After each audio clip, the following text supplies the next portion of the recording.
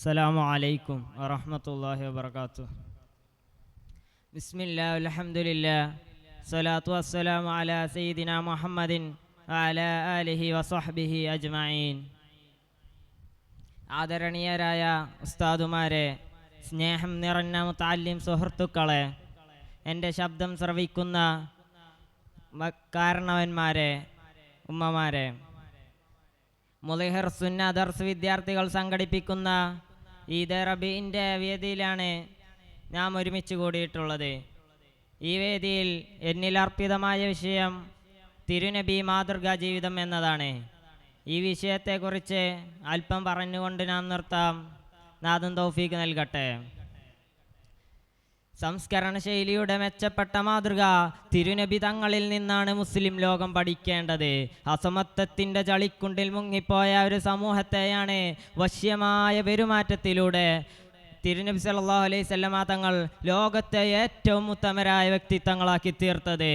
ക്ഷമ, സഹനം, വിനയം, സഹിഷ്ണുത എന്നിങ്ങനെയുള്ള മിനുസമാർന്ന ആയുധങ്ങളിലൂടെയാണ് തിരുനബി സല്ലല്ലാഹു അലൈഹി വസല്ലമ തങ്ങൾ ഒരു സംസ്കൃത സമൂഹത്തെ കടഞ്ഞെടുത്തത്. ഇസ്ലാം എന്നാൽ, ഈമാൻ എന്നാൽ ഈ നിലക്കുള്ള വശ്യമായ മൃദുലമായ സംഗതികളാണല്ലോ. ഇസ്ലാം എന്ന് അംർ ഇബ്നു അബ്സ റളിയല്ലാഹു അൻഹുവിനെ നബി സല്ലല്ലാഹു അലൈഹി വസല്ലമ തങ്ങൾ കൊടുത്ത മറുപടി നോക്കൂ. നബിയെ, എന്താണ് ഇസ്ലാം? നല്ല സംസാരം, അന്നദാനം. നബിയെ, എന്താണ് ഈമാൻ? ക്ഷമ, സഹിഷ്ണുത. ചുരുക്കത്തിൽ ഇസ്ലാം എന്ന ആശയത്തിൻ്റെ ആളാവിഷ്കാരമാണ് തിരുനബി സല്ലല്ലാഹു അലൈഹി വസല്ലമ തങ്ങൾ. ഇസ്ലാമില്ലാത്തതൊന്നും തിരുനബിയിലില്ല, ഇസ്ലാമായിട്ടുള്ളതൊന്നും അവിടുന്ന് ഇല്ലാതെ പോയിട്ടുമില്ല. അതുകൊണ്ടാണ് നിങ്ങൾക്ക് ഉത്തമ മാതൃകയാണെന്ന് ഖുർആൻ സാക്ഷ്യപ്പെടുത്തുന്നത്.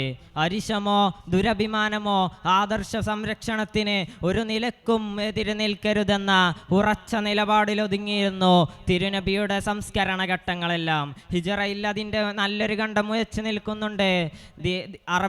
ധിക്കാരികളായ അറബികളെ ധീരമായി വെല്ലുവിളിച്ചുകൊണ്ട് നബിക്ക് മക്കയിൽ തന്നെ തുടരാമായിരുന്നു. കാരണം അംഗബലം എന്നത് നബിയെ സംബന്ധിച്ചിടത്തോളം ഒരു ധൈര്യമേ അല്ല. അള്ളാഹുവാണ് സൈന്യത്തിൻ്റെ സ്രോതസ്. അതിൽ പിന്നിൽ ആളുണ്ടെങ്കിലും ഇല്ലെങ്കിൽ നബിക്ക് കിട്ടുമെന്ന് ഉറപ്പാണ്. സ്വന്തം ജന്മനാട്ടിൽ നിന്നും ഓടിപ്പോവേണ്ടുന്ന വിഹാലാന്തരീക്ഷം സൃഷ്ടിച്ച ഖുറൈശി വമ്പന്മാരുടെ തലകൾ വരിവരിയായി കൊയ്തെടുക്കാനുള്ള ഒരു ശ്രമത്തിലേക്ക് നബി തിരുമേനി മുതിർന്നതേയില്ല.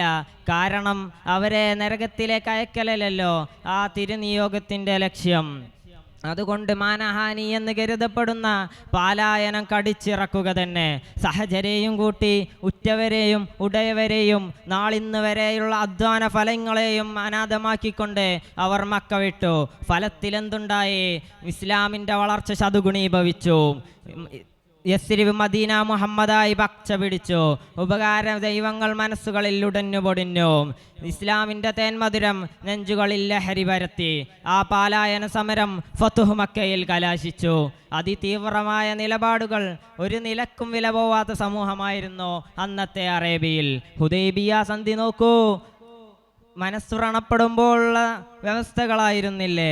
പ്രത്യക്ഷത്തിൽ ഉമർ ബിൻ ഖത്താബ് റളിയല്ലാഹു അൻഹുവിനെ പിടിക്കുമായിരുന്നോ? ഇല്ല. പക്ഷേ മറ്റുള്ളവർക്ക് മുന്നിൽ താന്നു കൊടുക്കുന്നു എന്ന തോന്നലുകൾക്ക് ആ തിരുഹൃദയത്തെ സ്വാധീനിക്കാൻ കഴിഞ്ഞില്ല. അതിൻ്റെ ഫലം സന്ധിക്കു ശേഷം മുസ്ലിം ലോകം ശരിക്കും ആഘോഷിച്ചു.